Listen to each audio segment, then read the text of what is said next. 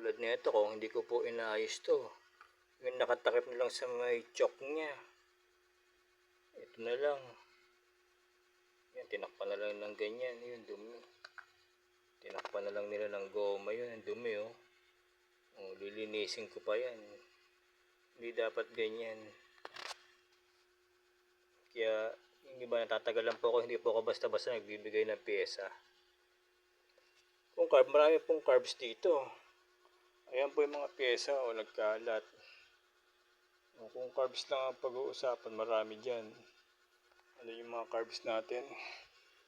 Ayan, ayusin ko pa. Ito yung mga pyesa. O, ayan. Mga pyesa tungkol sa carbs. Ayan. Papalitan po natin yan. Bali sa choke kanina, hanap tayo sa choke. Ito choke, o yun, yung takip niya. O, ganito yung lalagay natin dun. Dito, maayos. O, napipihit. Yan, nasasara ng ganun yan.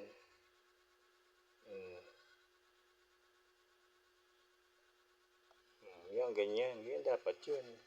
Lagyan pa tayong spring sa loob yan. Kaya hindi po nakakapagbigay basta-basta ng pyesa hanggat hindi natin naayos tsaka natin testing.